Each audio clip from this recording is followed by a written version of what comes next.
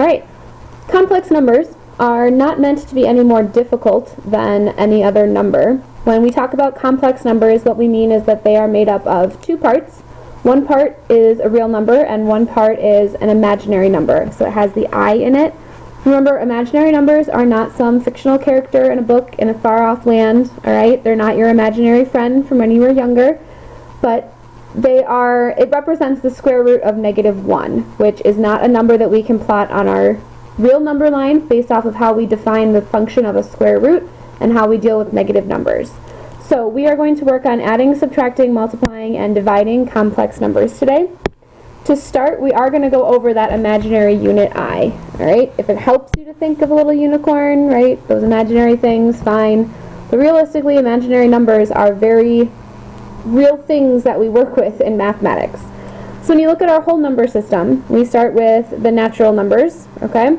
Then we move on to the whole numbers, which include 0. Then integers, which include positive and negative and 0, whole numbers. Then rational numbers, you can start throwing in those things that can be written as a ratio, okay, fractions. Irrational numbers are numbers that are repeating decimals, non-repeating decimals that cannot be written as a ratio of two numbers.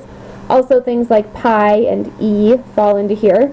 And all of these things together make up our real numbers when you take the rationals and the irrationals. So then a complex number takes a real number, this green set, and combines it with an imaginary number from this blue set, something that has an I in it. So as a reminder, those imaginary units are all based off of this letter I, and I is equal to the square root of -1. In some classes, you have maybe looked at what people refer to as an I clock. So if I have I to the first, I to the second, I to the third, and I to the fourth, well, I to the first is just I squared is going to be -1, I to the third is going to be negative I, and I to the fourth is going to be positive 1. Okay? Because if you take the square root of -1 times the square root of -1, you get -1. Okay? Then you get another I in there. Then -1 times -1 gives you positive 1. So, I to the first is equal to I to the second is equal to -1. I to the third is equal to negative I. And I to the fourth is equal to 1. So we can go farther than that, okay? So again, if you think about I to the fourth, that just means I to the second times I to the second, which is -1 times -1, which is equal to 1. Then what about when we get to numbers like I to the 26th, or I to the 137th, or to the 215ths? Okay? You could write them all out. You could multiply them. Or you can use a little bit of exponent work to rewrite them as things with a base of I to the fourth. So, I to the fourth, okay, how many 4s can we fit into 26? Well, we can fit 6 of them in, and we are left over with 2. I to the fourth to the 6th would be I to the 24th, times I to the second would get you I to the 26th.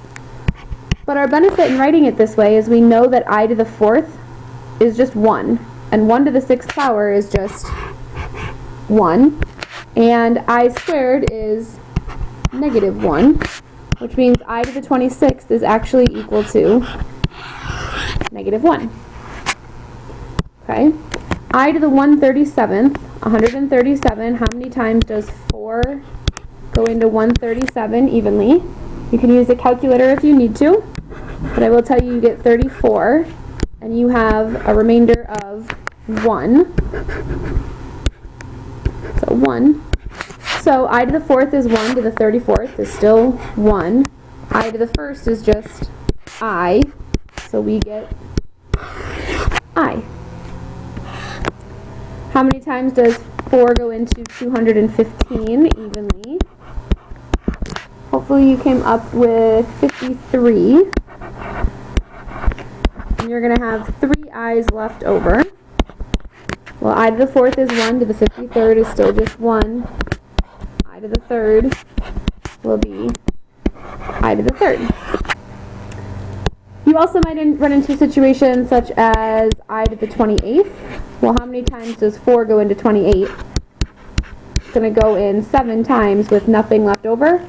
So this is just 1 to the 7th, which is really just 1. Alright? So you want to divide out by 4. Okay? Figure out how many times 4 goes into that number evenly, and then figure out what your remainder is, and whatever your remainder is what your final answer simplifies to. Alright, so complex number, as I talked about earlier, has one part real, one part imaginary. Make sure you write that in on your notes packets. Our A value is the real value. B is also a real number, but it is multiplied together with I, which is our imaginary unit. So the BI represents our imaginary part. This is how we write a complex number, A plus BI, or maybe A minus BI. All of your final answers should be written in standard form. Alright, so if adding or subtracting complex numbers, here we have our rainbow connection, just like with algebra and trigonometry. We have one with algebra and complex numbers. So adding and subtracting complex numbers, our unicorn friend here says it's just like polynomials. So you want to combine like terms.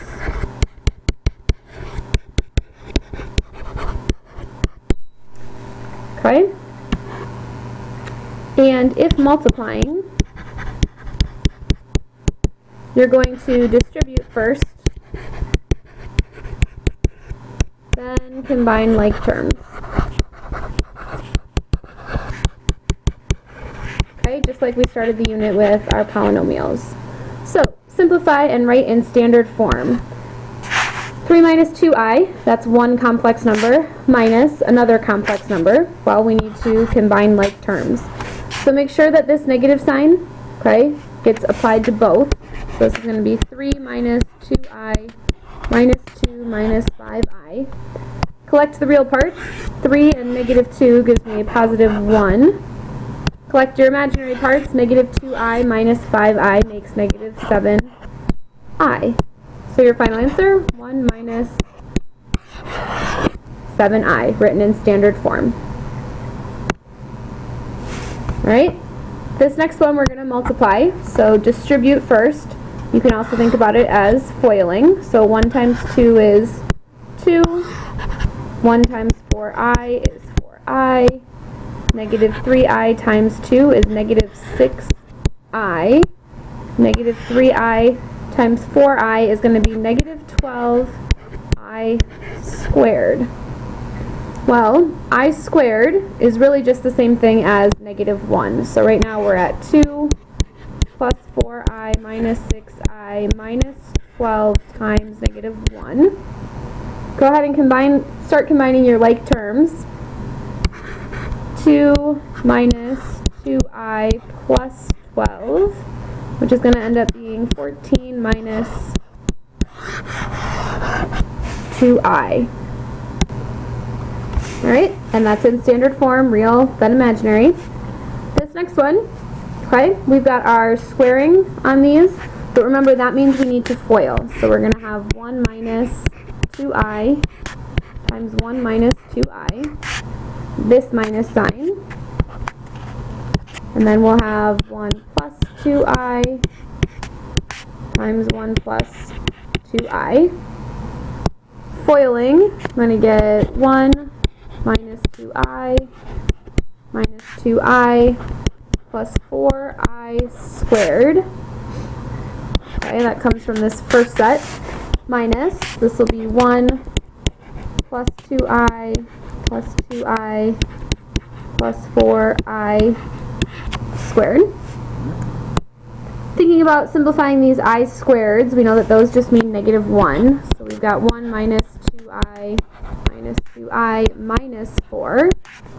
I'm going to distribute this negative sign in, so negative 1 minus 2i minus 2i. Then this 4 right here with the I squared actually becomes a negative 4, but then this negative and a negative makes it a positive 4. Collecting like terms, 1 take away 4 is negative 3, take away 1 is negative 4, add 4 is going to be 0. 2i minus 2i, sorry, negative 2i minus negative 2i is negative 4i. Minus another 2i minus another 2i makes a total of negative 8i. Now, this is in standard form. You could consider there to be a 0 there, but leaving it as negative 8i is perfectly fine. It does not have a real part, it is only an imaginary number. Alright, write in standard form. First thing you want to do whenever you see the square root of a negative is immediately pull out your i's. So this is going to be I times the square root of 5 times I times the square root of 10. Okay, order of operations would say to pull that I out in front. I times I makes I squared. Root 5 times root 10 makes root 50. We know that I squared is going to be negative 1. And the square root of 50 is going to break down into 25 and 2, which means 5 rad 2. So final answer is negative 5 square root of 2. Again, make sure you take out the I first before you multiply underneath the radical. Alright, here's our rainbow connection again. Rationalizing the denominator, this looks back to when we were working with tangent, sum and difference formulas, using a conjugate. So to rationalize this denominator, I would want to multiply by 4 plus rad 2. And if I do that on the bottom, I've got to do that on the top. Go ahead and FOIL those out. Pause to check your answer. Hopefully that checks out for you okay. So FOIL the top, FOIL the bottom.